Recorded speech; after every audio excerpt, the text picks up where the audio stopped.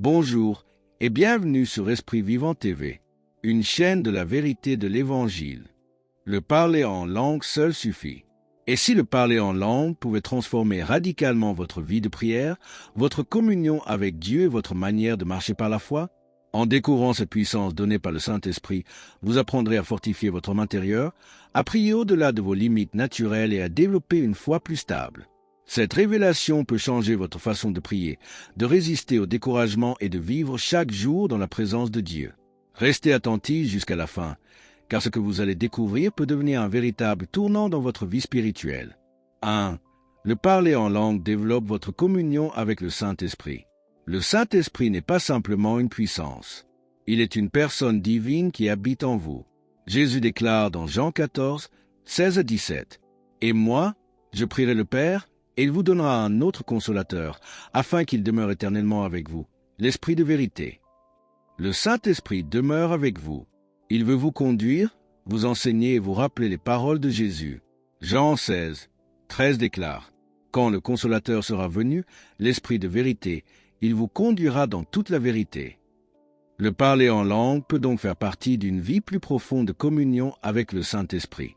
Plus vous passez du temps avec Dieu, plus vous devenez sensible à sa direction. Cependant, ne faites jamais du parler en langue une formule magique. Votre puissance ne vient pas des syllabes que vous prononcez. Votre confiance doit être placée dans le Saint-Esprit et dans l'œuvre accomplie de Jésus-Christ. Le but n'est pas de parler en langue pour impressionner les autres. Le but est de connaître Dieu davantage et de permettre au Saint-Esprit d'agir dans votre vie. Je veux que vous compreniez que le Saint-Esprit n'est pas simplement une puissance que Dieu vous donne pour accomplir certaines choses. Le Saint-Esprit est une personne divine qui habite en vous et qui désire avoir une communion réelle avec vous. Lorsque vous comprenez cela, votre manière de prier change. Vous ne cherchez plus simplement à obtenir quelque chose de Dieu. Vous commencez à rechercher Dieu lui-même. Jésus a dit dans Jean 14, 16 à 17, « Et moi, je prierai le Père, et il vous donnera un autre consolateur, afin qu'il demeure éternellement avec vous, l'Esprit de vérité, que le monde ne peut recevoir, parce qu'il ne le voit point et ne le connaît point. Mais vous, vous le connaissez, car il demeure avec vous, et il sera en vous. » Regardez cette promesse. Jésus dit que le Saint-Esprit demeurera avec vous et qu'il sera en vous. Cela signifie que Dieu ne vous a pas laissé seul. Vous n'avez pas besoin de vivre votre vie chrétienne uniquement avec vos capacités naturelles. Le Saint-Esprit est en vous pour vous conduire, vous enseigner, vous fortifier, vous aider à connaître Dieu. Et c'est dans ce contexte qu'il faut comprendre le parler en langue. Le parler en langue n'est pas simplement une manifestation extérieure. Dans la vie personnelle du croyant, il peut devenir un moyen de développer sa communion avec Dieu et de s'édifier spirituellement. Paul dit dans 1 Corinthiens 14, 4, « Celui qui parle en langue s'édifie lui-même. » Vous voyez donc qu'il existe une dimension personnelle au parler en langue. Lorsque vous priez dans l'Esprit, vous pouvez être personnellement édifié. Vous pouvez fortifier votre vie intérieure et consacrer du temps à Dieu sans être limité uniquement par ce que votre intelligence naturelle peut formuler. Jude 20 dit, « Mais vous, bien-aimés, vous édifiant vous-même sur votre très sainte foi et priant par le Saint-Esprit. » La prière dans l'Esprit est donc liée à l'édification personnelle. Elle peut devenir une partie régulière de votre communion avec Dieu. Mais ne faites pas l'erreur de penser que le parler en langue est une formule magique. Ce n'est pas le son des mots qui produit la puissance. La puissance vient du Saint-Esprit. Vous ne devez pas mettre votre foi dans une manifestation, mais dans la personne de Dieu qui vous a donné son Esprit. Paul dit dans 1 Corinthiens 14, 14, « Car si je prie en langue, mon esprit est en prière, mais mon intelligence demeure stérile. » Cela nous montre quelque chose de très important. Lorsque vous priez en langue, votre intelligence naturelle ne comprend pas nécessairement ce qui est exprimé. Et c'est justement pourquoi certaines personnes ont du mal à accepter cette dimension de la prière. Elles veulent comprendre chaque mot avant de croire que quelque chose se passe. Mais la communion avec Dieu ne dépend pas toujours de votre compréhension intellectuelle. Vous êtes un être spirituel. Vous avez été créé pour connaître Dieu dans votre esprit. Jésus dit dans Jean 4, 24, « Dieu est esprit, et il faut que ceux qui l'adorent l'adorent en esprit et en vérité. » Il existe donc une dimension spirituelle de votre relation avec Dieu. Vous pouvez prier avec votre intelligence, mais vous pouvez également prier dans l'esprit. Paul dit dans 1 Corinthiens 14, 15, « Je prierai par l'esprit, mais je prierai aussi avec l'intelligence. » Remarquez l'équilibre. Il ne dit pas « je ne prierai qu'en langue ». Il dit « je prierai par l'esprit, mais je prierai aussi avec l'intelligence ». Vous avez besoin de la parole de Dieu. Vous avez besoin de comprendre ce que Dieu dit. Vous avez besoin de renouveler votre intelligence. Mais vous pouvez également laisser votre esprit communier avec Dieu par le Saint-Esprit. Romains 8, 26 dit « De même aussi l'Esprit nous aide dans notre faiblesse, car nous ne savons pas ce qu'il nous convient de demander dans nos prières. » Il y aura des moments où vous ne saurez pas quoi dire. Vous aurez peut-être une situation devant vous, mais vous ne comprendrez pas toute la volonté de Dieu concernant cette situation. Vous pouvez alors demander au Saint-Esprit de vous aider. Dieu connaît ce que vous ne connaissez pas. Il voit ce que vous ne voyez pas. Il comprend ce que vous ne comprenez pas. Et il peut vous aider dans votre faiblesse. La communion avec le Saint-Esprit consiste donc à apprendre à dépendre de lui plutôt que de vos propres capacités. Beaucoup de personnes pensent que la prière consiste uniquement à parler à Dieu pendant quelques minutes pour lui demander ce dont elles ont besoin. Mais la communion est beaucoup plus profonde. La communion signifie apprendre à connaître Dieu. Cela signifie passer du temps avec lui. Cela signifie écouter sa parole. Cela signifie être sensible à sa direction. Cela signifie lui parler et apprendre à reconnaître sa voix. Le parler en langue peut faire partie de cette communion. Lorsque vous vous retirez du bruit du monde, lorsque vous éteignez les distractions et que vous consacrez du temps à Dieu, vous pouvez prier dans l'esprit et simplement demeurer dans sa présence. Vous n'avez pas besoin de produire une émotion particulière. Vous n'avez pas besoin de ressentir quelque chose de spectaculaire. Vous pouvez simplement croire que Dieu est avec vous. La foi ne dépend pas des sensations. 2 Corinthiens 5, 7 dit « Car nous marchons par la foi et non par la vue ». Vous pouvez donc prier dans l'esprit même lorsque vous ne ressentez rien. Vous pouvez croire que Dieu agit en vous parce que sa parole le dit. Et plus vous passez du temps avec Dieu, plus votre cœur devient sensible à sa présence et à sa direction. Le Saint-Esprit veut vous conduire. Jean 16, 13 dit « Quand le Consolateur sera venu, l'Esprit de vérité, il vous conduira dans toute la vérité. » Le Saint-Esprit ne vous conduira jamais loin de la parole de Dieu. Il vous conduira dans la vérité. C'est pourquoi votre communion avec le Saint-Esprit doit toujours être accompagnée d'une connaissance croissante des Écritures. La parole et l'Esprit travaillent ensemble. Jésus dit dans Jean 17, 17, « Sanctifie-les par ta vérité. Ta parole est la vérité. » Lorsque vous lisez la Bible, vous apprenez à connaître ce que Dieu pense. Lorsque vous priez dans l'Esprit, vous développez votre communion avec lui. Lorsque vous obéissez à sa parole, vous apprenez à marcher dans sa direction. Voilà une vie spirituelle équilibrée. Ne cherchez donc pas simplement à parler en langue. Cherchez à connaître le Saint-Esprit. Ne cherchez pas seulement une manifestation. Cherchez une relation. Ne cherchez pas seulement une expérience. Cherchez une transformation. Paul dit dans Éphésiens 5, 18, « Soyez, au contraire, remplis de l'Esprit. » Cette expression implique une vie continuellement influencée par le Saint-Esprit. Il ne s'agit pas seulement d'un événement ponctuel. Dieu veut que son esprit influence votre manière de penser, de parler, de décider et de vivre. Lorsque vous êtes rempli du Saint-Esprit, cela doit commencer à produire du fruit dans votre vie. Galates 5, 22 à 23 dit « Mais le fruit de l'Esprit, c'est l'amour, la joie, la paix, la patience, la bonté, la bienveillance, la foi, la douceur, la tempérance. » Voilà comment vous savez que votre communion avec Dieu produit quelque chose de réel. Vous devenez plus aimant. Vous devenez plus patient. Vous devenez plus paisible. Vous pardonnez plus facilement. Vous faites davantage confiance à Dieu. Vous êtes moins dominé par la peur. Vous devenez plus sensible à la direction du Saint-Esprit. Vous commencez à ressembler davantage à Jésus. Le parler en langue doit donc s'inscrire dans cette transformation. Paul dit dans 1 Corinthiens 13, 1, « Quand je parlerai les langues des hommes et des anges, si je n'ai pas la charité, je suis un airain qui résonne ou une cymbale qui retentit. » Cela signifie que même une manifestation spirituelle aussi importante que le parler en langue ne doit jamais être séparée de l'amour. Dieu ne veut pas simplement changer votre façon de parler. Il veut changer votre cœur. Il veut que votre communion avec lui produise une vie qui lui ressemble. Lorsque vous priez dans l'Esprit, ne vous demandez pas seulement « Est-ce que je ressens quelque chose ?» Demandez-vous plutôt « Est-ce que je connais davantage Dieu? Est-ce que ma foi grandit? Est-ce que je comprends mieux sa parole? Est-ce que je marche davantage dans l'amour? Est-ce que je suis plus sensible à sa direction? » Voilà les questions importantes.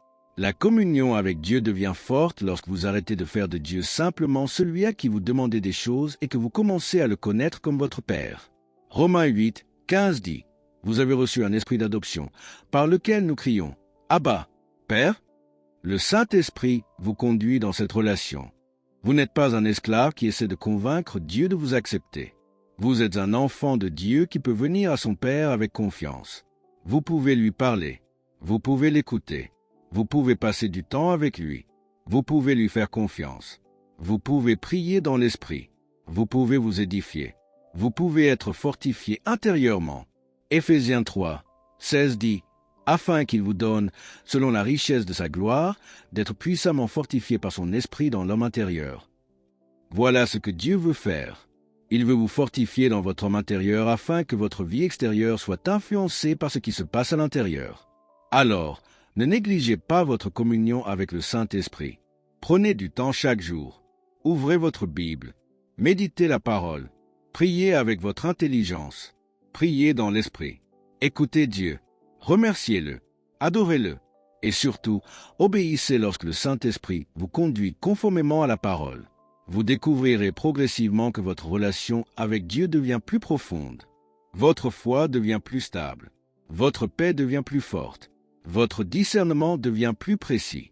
Votre amour devient plus grand. Votre confiance en Dieu devient plus naturelle. Ce n'est pas parce que vous avez trouvé une technique. C'est parce que vous avez appris à demeurer dans la communion avec celui qui vit en vous. Jésus dit dans Jean 15, 5, « Celui qui demeure en moi et en qui je demeure porte beaucoup de fruits, car sans moi vous ne pouvez rien faire. » Tout commence par demeurer en Christ. Le parler en langue peut faire partie de cette communion, mais Jésus reste le centre. La parole reste le fondement. Le Saint-Esprit reste celui qui vous conduit. Père, je te remercie pour ton Saint-Esprit qui demeure en moi. Merci parce que tu ne m'as pas laissé seul et parce que tu désires avoir une communion réelle avec moi. Apprends-moi à passer du temps dans ta présence, à méditer ta parole et à prier par l'Esprit. Fortifie mon homme intérieur et rends-moi plus sensible à ta direction. Que ma communion avec toi produise davantage de foi, d'amour, de paix, de joie et d'obéissance dans ma vie. Je veux connaître Jésus davantage et marcher chaque jour avec ton Saint-Esprit. Au nom de Jésus. Amen. 2. Le parler en langue fortifie votre foi et votre vie de prière. La foi vient de la parole de Dieu. Romains 10, 17 déclare, « Ainsi la foi vient de ce qu'on entend, et ce qu'on entend vient de la parole de Christ. » Le parler en langue ne remplace donc jamais la parole. Au contraire, votre vie spirituelle doit être fondée sur les Écritures. Lorsque vous méditez la parole, votre intelligence est renouvelée. Lorsque vous priez dans l'Esprit, votre communion avec Dieu peut être approfondie. Lorsque vous obéissez à la parole, votre foi devient active. Ces dimensions travaillent ensemble. Paul dit dans 1 Corinthiens 14, 18, « Je rends grâce à Dieu de ce que je parle en langue plus que vous tous. » Paul accordait donc une place importante au parler en langue dans sa vie personnelle. Mais remarquez qu'il ne s'arrêtait pas là. Il insistait également sur l'importance de l'intelligence et de l'édification de l'Église. Cela nous enseigne l'équilibre. Utilisez le don que Dieu vous a donné, mais utilisez-le conformément à la parole et avec amour. Je veux que vous compreniez que Dieu ne veut pas que votre vie de prière soit limitée à ce que votre intelligence naturelle peut produire. Il vous a donné le Saint-Esprit pour vous aider, vous fortifier, vous conduire dans une communion plus profonde avec lui. Le parler en langue peut avoir une place importante dans cette vie de prière, particulièrement dans votre édification personnelle. Jude 20 dit, « Mais vous, bien-aimés, vous édifiant vous-même sur votre très sainte foi et priant par le Saint-Esprit. » Remarquez le lien entre l'édification et la prière par le Saint-Esprit. Dieu veut que votre foi soit fortifiée. Il ne veut pas que vous restiez constamment faible, découragé ou dominé par vos circonstances. Il veut que votre homme intérieur soit fortifié afin que vous puissiez vivre par la foi plutôt que par ce que vous voyez. Lorsque vous priez dans l'Esprit, vous prenez du temps pour communier avec Dieu d'une manière qui ne dépend pas entièrement de votre compréhension naturelle. Vous permettez à votre esprit d'être engagé dans la prière. Paul dit dans 1 Corinthiens 14, 14, « Car si je prie en langue, mon esprit est en prière, mais mon intelligence demeure stérile. » Cela ne signifie pas que votre intelligence est inutile. Paul précise immédiatement dans le verset suivant, « Je prierai par l'esprit, mais je prierai aussi avec l'intelligence. » Vous avez donc besoin des deux. Priez avec votre intelligence. Priez avec votre compréhension. Priez selon la parole de Dieu. Mais apprenez également à prier dans l'esprit. Il y a des moments où vous savez exactement quoi demander à Dieu. Vous pouvez ouvrir votre Bible et trouver une promesse qui correspond à votre situation. Vous pouvez alors prier avec compréhension et croire ce que Dieu a dit. Mais il y a aussi des moments où vous ne savez pas quoi demander. Romains 8, 26 dit « De même aussi l'Esprit nous aide dans notre faiblesse, car nous ne savons pas ce qui nous convient de demander dans nos prières. » Vous voyez votre situation, mais vous ne voyez pas tout ce que Dieu voit. Vous connaissez votre besoin, mais vous ne connaissez pas toujours la meilleure manière de prier concernant ce besoin. Vous connaissez vos limites, mais Dieu connaît ses possibilités. C'est pourquoi le Saint-Esprit vous aide. Lorsque vous êtes arrivé à la limite de votre compréhension, vous n'êtes pas arrivé à la limite de Dieu. Vous pouvez continuer à prier. Vous pouvez continuer à faire confiance. Vous pouvez continuer à vous édifier dans votre foi. Jude dit, vous édifiant vous-même sur votre très sainte foi. La foi doit être construite. Vous ne pouvez pas simplement attendre d'avoir une grande foi sans jamais nourrir votre vie spirituelle. Tout comme votre corps a besoin de nourriture, votre vie spirituelle a besoin d'être nourrie par la parole de Dieu et par la communion avec Dieu. Romains 10, 17 dit, « Ainsi la foi vient de ce qu'on entend, et ce qu'on entend vient de la parole de Christ. » Voilà pourquoi je veux insister sur quelque chose. Le parler en langue ne remplace jamais la parole de Dieu. Vous pouvez prier dans l'esprit, mais vous devez aussi remplir votre cœur de la parole. Vous devez connaître les promesses de Dieu. Vous devez renouveler votre intelligence. Vous devez savoir ce que Dieu dit concernant votre identité, votre salut, votre autorité, votre guérison, votre paix et votre relation avec lui. La foi vient de la parole. Et la prière vous permet d'exprimer cette foi devant Dieu. Lorsque vous combinez la parole et la prière, votre vie spirituelle devient beaucoup plus solide. Vous cessez de laisser vos émotions déterminer ce que vous croyez. Vous commencez à croire ce que Dieu dit. Vous pouvez ressentir de la peur et continuer à croire. Vous pouvez voir une circonstance difficile et continuer à croire. Vous pouvez ne pas voir immédiatement le résultat et continuer à croire. 2 Corinthiens 5, 7 dit « Car nous marchons par la foi et non par la vue. » C'est ici que votre vie de prière devient essentielle. La prière ne consiste pas seulement à demander à Dieu de changer les circonstances. La prière vous permet également de développer votre relation avec celui qui est plus grand que vos circonstances. Vous devez apprendre à demeurer dans la présence de Dieu. Jésus dit dans Jean 15, 5, « Celui qui demeure en moi et en qui je demeure porte beaucoup de fruits, car sans moi vous ne pouvez rien faire. » Demeurer en Christ signifie développer une relation constante avec lui. Vous ne venez pas à Dieu uniquement lorsque vous avez un problème. Vous ne priez pas uniquement lorsque vous avez besoin d'un miracle. Vous ne cherchez pas Dieu uniquement lorsque vous êtes en difficulté. Vous apprenez à vivre dans une communion permanente avec lui. Et le parler en langue peut faire partie de cette communion personnelle. Vous pouvez prendre du temps chaque jour pour prier dans l'esprit. Vous pouvez vous édifier. Vous pouvez fortifier votre foi. Vous pouvez tourner votre attention vers Dieu. Vous pouvez vous éloigner des distractions du monde. Vous pouvez laisser votre cœur se recentrer sur le Seigneur. Mais ne cherchez pas une sensation particulière. La foi ne dépend pas de ce que vous ressentez. Vous pouvez prier dans l'esprit lorsque vous êtes rempli de joie. Vous pouvez prier dans l'esprit lorsque vous traversez une période difficile. Vous pouvez prier dans l'esprit lorsque vous ne ressentez absolument rien. Pourquoi? Parce que votre confiance repose sur la parole de Dieu et non sur vos sensations. Dieu est fidèle même lorsque vos émotions changent. Hébreux 10, 23 dit « Retenons fermement la profession de notre espérance, car celui qui a fait la promesse est fidèle. » Dieu est fidèle. C'est cela qui doit être votre fondement. Lorsque vous priez dans l'esprit, ne pensez donc pas que vous essayez de convaincre Dieu de vous aimer. Vous n'avez pas besoin de convaincre Dieu de prendre soin de vous. Il vous aime déjà. Romains 5, 8 dit « Mais Dieu prouve son amour envers nous, en ce que, lorsque nous étions encore des pécheurs, Christ est mort pour nous. » La prière ne consiste pas à gagner l'amour de Dieu. La prière consiste à recevoir de lui et à développer votre relation avec lui. C'est une différence fondamentale. Vous n'êtes pas un esclave qui essaie de mériter quelque chose auprès de son maître. Vous êtes un enfant qui vient à son père. Romains 8, 15 dit « Vous avez reçu un esprit d'adoption, par lequel nous crions « Abba, Père ». Le Saint-Esprit vous conduit dans cette relation. Il vous aide à connaître Dieu comme votre Père. Et plus vous développez cette communion, plus votre confiance grandit. Votre foi commence alors à devenir une manière de vivre. Vous ne priez plus seulement pour avoir quelque chose. Vous priez parce que vous connaissez celui à qui vous vous adressez. Vous ne cherchez plus simplement la main de Dieu. Vous cherchez également son cœur. Vous apprenez à reconnaître sa voix. Vous apprenez à dépendre de sa sagesse. Vous apprenez à marcher dans sa paix. Le Saint-Esprit joue un rôle essentiel dans cette relation. Jean 16, 13 dit, « Quand le Consolateur sera venu, l'Esprit de vérité, il vous conduira dans toute la vérité. » Le Saint-Esprit veut vous conduire. Il veut vous enseigner. Il veut vous rappeler la parole. Il veut vous fortifier. Il veut vous aider à prier. Mais vous devez apprendre à lui laisser de la place. C'est pourquoi ne remplissez pas toujours votre temps de prière uniquement avec vos propres paroles. Apprenez également à demeurer devant Dieu. Écoutez, méditez, priez, remerciez, louez et laissez le Saint-Esprit travailler en vous. Éphésiens 3, 16 dit, « Afin qu'il vous donne, selon la richesse de sa gloire, d'être puissamment fortifié par son esprit dans l'homme intérieur. » Voilà le résultat que nous recherchons. Être fortifié dans l'homme intérieur. Vous pouvez avoir un problème extérieur et être fort intérieurement. Vous pouvez traverser une épreuve et garder votre paix. Vous pouvez voir une situation difficile et continuer à croire.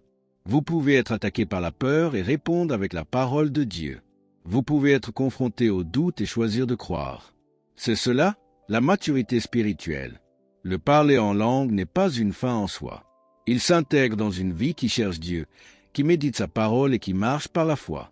Paul dit dans 1 Corinthiens 14, 18, « Je rends grâce à Dieu de ce que je parle en langue plus que vous tous. » Paul accordait donc une place importante au parler en langue dans sa vie personnelle. Mais Paul accordait également une importance immense à la parole, à la foi et surtout à l'amour.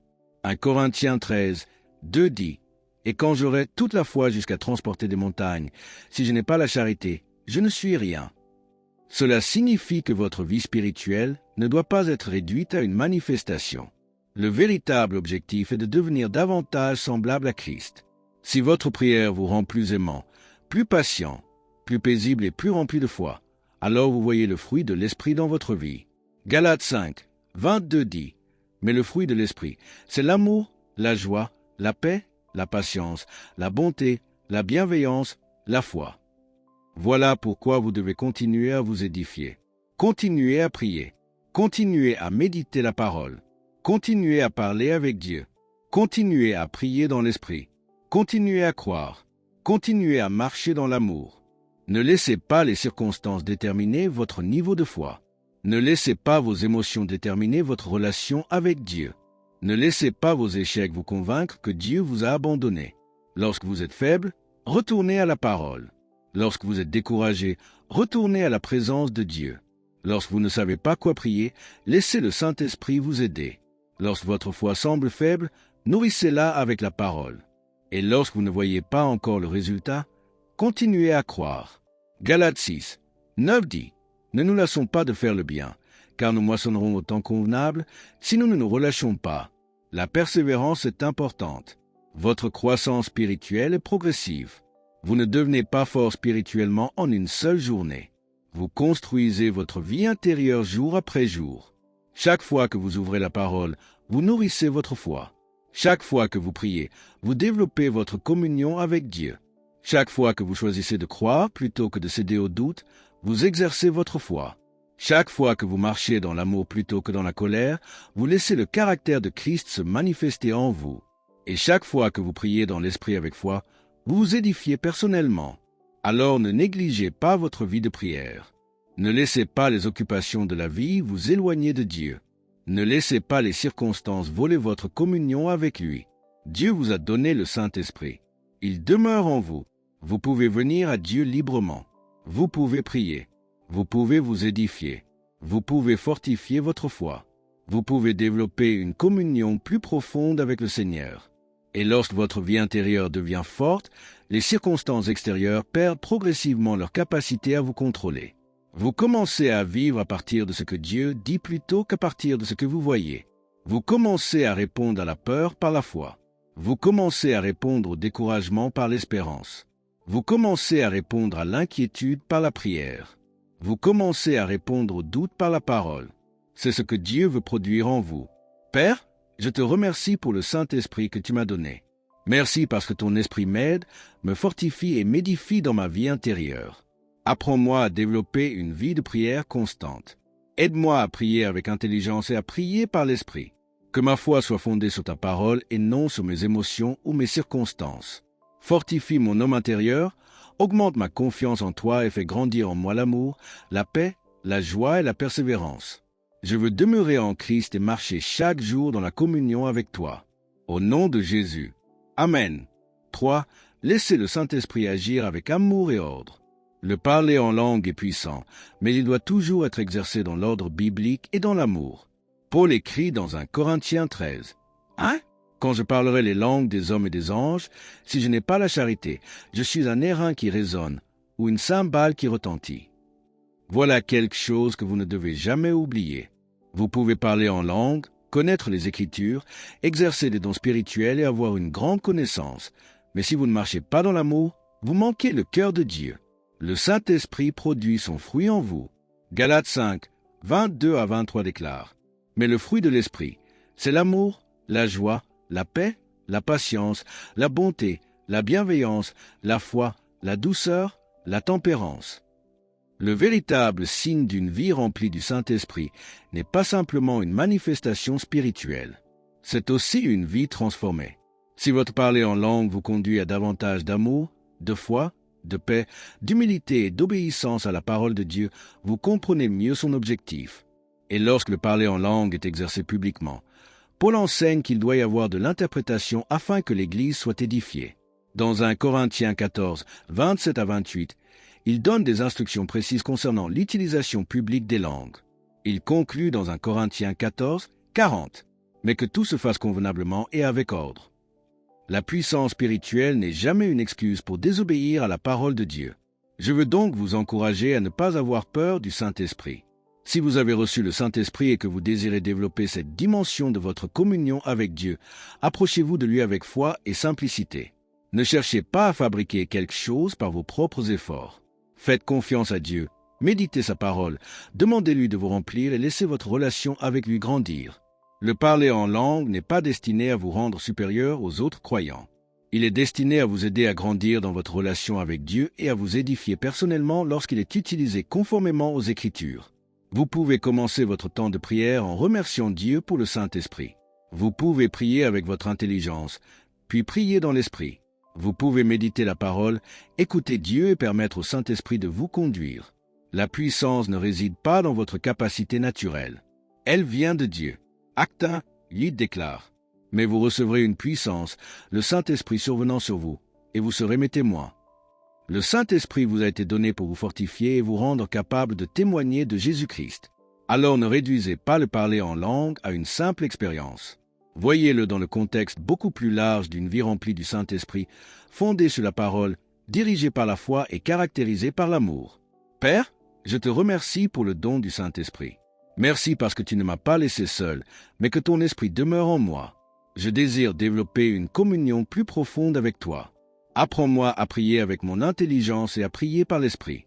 Que tout ce que je fais soit conforme à ta parole, conduit par ton esprit et motivé par ton amour.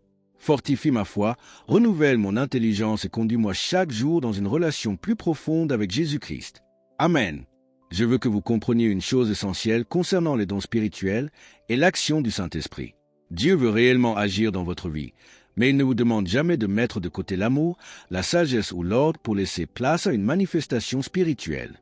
Le Saint-Esprit agit en harmonie avec la nature de Dieu, et Dieu est un Dieu d'amour, de paix et d'ordre. Paul dit dans 1 Corinthiens 14, 40, « Mais que tout se fasse convenablement et avec ordre. » Cette parole est extrêmement importante. Il est possible d'avoir une véritable expérience spirituelle et pourtant de mal comprendre comment l'utiliser. Le problème n'est pas nécessairement le don. Le problème peut être la manière dont le don est exercé. Dieu ne vous donne pas un don spirituel pour créer de la confusion. Il vous le donne pour édifier, encourager et fortifier. Dans 1 Corinthiens 14, 26, Paul dit que tout se fasse pour l'édification. Voilà le principe. Tout ce que vous faites dans le domaine spirituel doit contribuer à l'édification. Si vous parlez en langue dans votre vie personnelle, cela peut vous édifier personnellement. Paul dit dans 1 Corinthiens 14, 4, « Celui qui parle en langue s'édifie lui-même. » Mais lorsque vous êtes dans une assemblée, vous devez également penser aux autres. Vous ne devez pas simplement vous demander « Qu'est-ce que je veux faire ?» Vous devez demander « Est-ce que cela édifie les autres? Est-ce que cela glorifie Jésus? Est-ce que cela correspond à la parole de Dieu ?» C'est cela la maturité spirituelle. Le Saint-Esprit ne vous conduit jamais à devenir centré sur vous-même. Il vous conduit vers Christ et vers l'amour. Paul dit dans 1 Corinthiens 13, 1, « Quand je parlerai les langues des hommes et des anges, si je n'ai pas la charité, je suis un airain qui résonne ou une cymbale qui retentit. » Vous pouvez avoir un don spirituel et manquer d'amour. Vous pouvez avoir une manifestation et manquer de maturité. Vous pouvez expérimenter quelque chose de surnaturel et pourtant avoir besoin de grandir dans votre caractère. C'est pourquoi l'amour doit toujours être au centre. Le Saint-Esprit ne vient pas seulement pour vous faire parler différemment. Il vient pour vous transformer. Galates 5, 22 à 23 dit, « Mais le fruit de l'Esprit, c'est l'amour, la joie, la paix, la patience, la bonté, la bienveillance, la foi, la douceur, la tempérance. » Remarquez que le premier fruit mentionné est l'amour. Pourquoi? Parce que Dieu est amour. 1 Jean 4, lui dit, « Celui qui n'aime pas n'a pas connu Dieu, car Dieu est amour. » Vous pouvez donc évaluer votre croissance spirituelle non seulement par les dons que vous manifestez, mais aussi par le fruit que votre vie produit. Est-ce que vous aimez davantage? Est-ce que vous pardonnez davantage? Est-ce que vous êtes plus patient? Est-ce que vous avez davantage de paix? Est-ce que vous êtes plus humble? Est-ce que vous êtes plus disposé à servir les autres? Voilà les choses qui montrent que le Saint-Esprit agit véritablement en vous. Jésus a dit dans Jean 13, 35, « À ceci tous connaîtront que vous êtes mes disciples, si vous avez de l'amour les uns pour les autres. » Jésus n'a pas dit que les gens reconnaîtraient ses disciples uniquement parce qu'ils manifestaient des dons spirituels. Il a dit qu'il les reconnaîtrait à leur amour. Cela signifie que l'amour doit accompagner tout ce que nous faisons. Même lorsque vous exercez un don spirituel, vous devez vous rappeler que vous êtes au service des autres. Paul dit dans 1 Corinthiens 12, 7, « Or, à chacun la manifestation de l'Esprit est donnée pour l'utilité commune. » C'est très clair, la manifestation de l'Esprit est donnée pour l'utilité commune. Dieu vous donne quelque chose afin que vous puissiez être une bénédiction. Vous n'avez pas reçu un don pour vous glorifier. Vous n'avez pas reçu un don pour montrer aux autres que vous êtes plus spirituel. Vous avez reçu un don pour servir. C'est pourquoi l'humilité est indispensable. Lorsque vous comprenez que tout vient de Dieu, vous cessez de chercher la reconnaissance humaine. Paul pose cette question dans 1 Corinthiens 4, 7. « Que as-tu que tu n'aies reçu? Tout ce que vous avez reçu vient de Dieu. Votre capacité vient de Dieu. Votre salut vient de Dieu. Votre foi vient de Dieu. Les dons viennent de Dieu. Le Saint-Esprit vient de Dieu. Vous n'avez donc aucune raison de vous glorifier vous-même. Lorsque le Saint-Esprit agit à travers vous, donnez toute la gloire à Jésus. Jésus a dit dans Jean 16, 14 concernant le Saint-Esprit, « Il me glorifiera, parce qu'il prendra de ce qui est à moi, et vous l'annoncera. » Voici un excellent moyen de discerner l'action du Saint-Esprit. Est-ce que cela glorifie Jésus? Le Saint-Esprit ne cherche pas à attirer l'attention sur lui-même au détriment de Jésus. Il glorifie Christ. Si une manifestation attire toute l'attention sur une personne, sur son pouvoir ou sur son importance, vous devez être prudent. Le Saint-Esprit conduit toujours vers Jésus. Il vous conduit vers la vérité. Il vous conduit vers l'amour. Il vous conduit vers l'humilité. Il vous conduit vers l'édification. Il vous conduit vers l'ordre. C'est pourquoi Paul donne des instructions précises concernant le parler en langue dans l'Église. 1 Corinthiens 14, 27 à 28 dit en substance que si quelqu'un parle en langue dans l'assemblée, cela doit être fait avec ordre et, dans ce contexte public, avec interprétation. Sinon, la personne doit garder le silence dans l'assemblée et parler à elle-même et à Dieu. Pourquoi Paul donne-t-il ces instructions? Parce que Dieu veut que l'Église soit édifiée. Il ne s'agit pas de supprimer le don. Il s'agit de l'utiliser correctement. C'est une distinction très importante. L'ordre ne signifie pas l'absence du Saint-Esprit. L'ordre est précisément une manière de laisser le Saint-Esprit agir conformément à la parole. Certaines personnes pensent que si quelque chose est surnaturel, cela doit nécessairement être incontrôlable. Mais ce n'est pas ce que la Bible enseigne. Paul dit dans 1 Corinthiens 14, 32, « Les esprits des prophètes sont soumis aux prophètes. » Cela signifie que l'action spirituelle n'annule pas votre responsabilité. Vous pouvez être conduit par le Saint-Esprit tout en gardant votre discernement. Vous pouvez être rempli du Saint-Esprit et exercer la maîtrise de vous-même. Vous pouvez être enthousiaste pour Dieu sans devenir désordonné. Galates 5, 23 mentionne justement la tempérance, c'est-à-dire la maîtrise de soi, parmi les fruits de l'esprit. Voilà quelque chose que vous devez comprendre. Le Saint-Esprit ne vous rend pas incapable de vous contrôler. Il produit en vous la capacité de vivre sous son influence tout en marchant dans la maîtrise de soi. Dieu ne veut pas que votre vie spirituelle soit dominée par les émotions. Vous pouvez ressentir quelque chose et cela peut être réel, mais votre foi ne doit pas reposer sur vos émotions. 2 Corinthiens 5, 7 dit « Car nous marchons par la foi et non par la vue ». Votre fondement doit être la parole de Dieu. Si une expérience spirituelle contredit la Bible, vous devez rejeter l'expérience et rester avec la parole. Le Saint-Esprit est l'Esprit de vérité. Jésus dit dans Jean 16, 13, « Quand le Consolateur sera venu, l'Esprit de vérité, il vous conduira dans toute la vérité. » Le Saint-Esprit ne vous conduira donc jamais contre ce que Dieu a déjà révélé dans les Écritures. Voilà pourquoi vous devez connaître la Bible. Plus vous connaissez la parole, plus vous êtes capable de discerner. Plus votre intelligence est renouvelée, plus vous êtes capable de reconnaître ce qui vient de Dieu. Romains 12, 2 dit « Soyez transformés par le renouvellement de l'intelligence, afin que vous discerniez quelle est la volonté de Dieu, ce qui est bon, agréable et parfait. » Ne recherchez donc pas simplement des manifestations. Recherchez la vérité. Ne recherchez pas simplement une sensation. Recherchez Jésus. Ne recherchez pas simplement une expérience. Recherchez une transformation. Et lorsque le Saint-Esprit agit dans votre vie, laissez-le produire son fruit. Si vous parlez en langue, marchez dans l'amour. Si vous prophétisez, marchez dans l'humilité. Si vous exercez un don, servez les autres. Si vous êtes rempli du Saint-Esprit, laissez cette plénitude transformer votre caractère. C'est cela qui rend votre témoignage puissant. Votre vie doit montrer que Jésus est vivant. Le monde n'a pas seulement besoin d'entendre que vous connaissez Dieu. Il doit voir son amour à travers votre vie. Jésus dit dans Matthieu 5, 16, « Que votre lumière luise ainsi devant les hommes, afin qu'ils voient vos bonnes œuvres et qu'ils glorifient votre Père qui est dans les cieux. » Voilà l'objectif. Que Dieu soit glorifié, que les autres soient édifiés, que Jésus soit exalté, que le Saint-Esprit puisse agir librement, et que tout se fasse dans l'amour et dans l'ordre. Vous pouvez donc être pleinement ouvert à l'action du Saint-Esprit sans abandonner votre discernement. Vous pouvez croire aux dons spirituels sans tomber dans l'exagération. Vous pouvez parler en langue sans mépriser ceux qui ne pratiquent pas ce don. Vous pouvez exercer votre foi tout en marchant dans l'humilité. Paul dit dans 1 Corinthiens 14, 39 à 40, « Ainsi donc, frères, aspirez au don de prophétie, et n'empêchez pas de parler en langue, mais que tout se fasse convenablement et avec ordre. » Remarquez l'équilibre de Paul. Il ne dit pas d'empêcher les dons. Il ne dit pas non plus de tout laisser faire sans discernement.